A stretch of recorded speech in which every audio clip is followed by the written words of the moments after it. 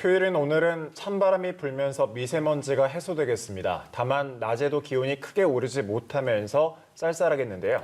네, 자세한 날씨 전망 김조현 기상캐스터와 함께 알아보겠습니다. 어서 오세요. 네, 어서 오십시오. 네, 어제는 절기상 입동이었습니다.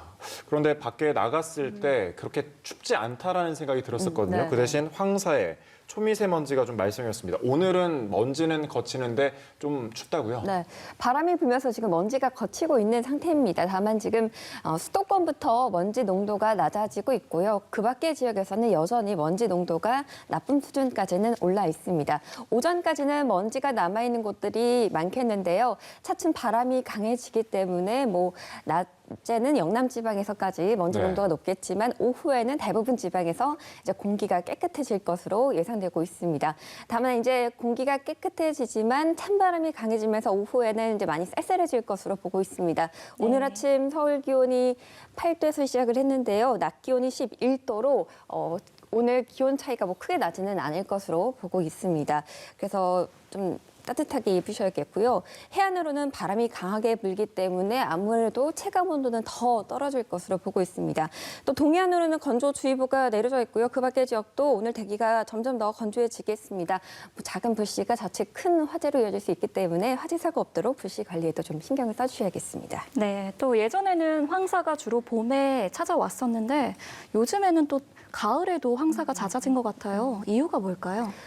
보통 이제 가을 황사라고 하면 여러 가지 좀 기상 조건이 맞아야 되는데 그런 조건들이 잘 맞고 있는 것 같습니다. 황사 발원지가 좀 고온 건조해야 되고 바람 방향이 좀 맞으면 우리나라에 이제 황사 영향을 좀 줄 수가 있는데요. 황사 발원지가 계속해서 강수량이 적은 상태인데다가 지구 온난화 때문에 기온 상승이 이어지면서 건조한 상태가 더 지속되고 있습니다. 네. 또 여기다 바람이 이제 불면은 이제 우리나라로 황사가 날아들 수 있는 건데요. 요즘에는 워낙에 이런 날씨가 작기 때문에 가을 황사가 그렇게 이례적이다라고 보지는 않고 있는 상태입니다. 네. 올 가을에만 벌써 3차례 지금 가을 황사가 유입이 된 상태입니다. 지금 황사 발원지도 중국 원래 서쪽에서 시작이 됐었는데 네.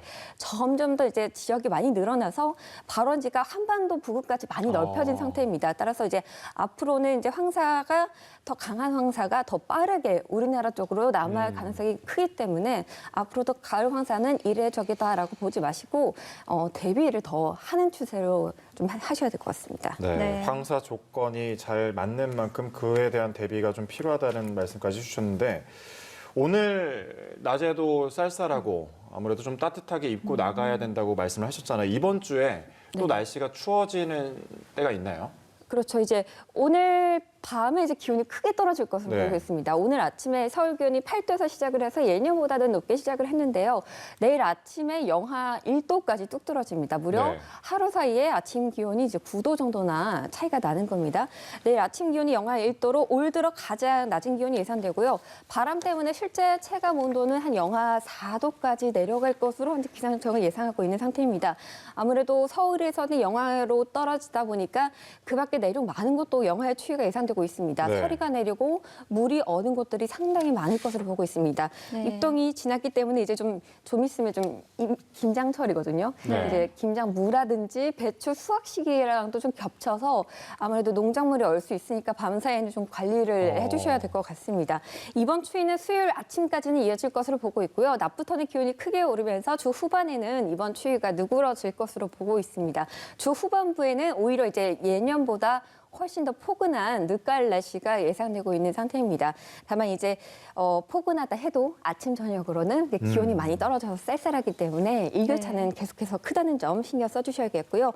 이번 주에도 뚜렷한 비 소식이 아직까지는 나와 있지 않아서 아마 대기는 점점 더 메말라가지 않을까 싶습니다. 아무래도 산불 같은 크고 큰 화재 없도록 계속해서 불씨 관리 잘 하셔야겠습니다. 네, 일교차가 큰 날씨가 계속되고 있는데 아무래도 감기가 걱정이 돼요. 환절기 간단하게 건강관리법도 소개해 주세요. 네, 아무래도 이제 일교차가 크면 면역력이 많이 약해지기 때문에 뭐 감기에 걸리는 분들도 상당히 많은데요. 또 건조한 날씨도 한몫한다고 보시면 됩니다. 요즘같이 기온 변화가 크고 건조할 때일수록 감기에 걸리기 쉬운데요. 내일 전국의 감기 가는 지수가 뭐 서울을 비롯한 많은 지역에서 매우 높은 단계가 예상되고 있습니다. 건강관리 아무래도 적신호가 켜졌기 때문에 감기 걸리지 않게 신경을 많이 쓰셔야겠습니다.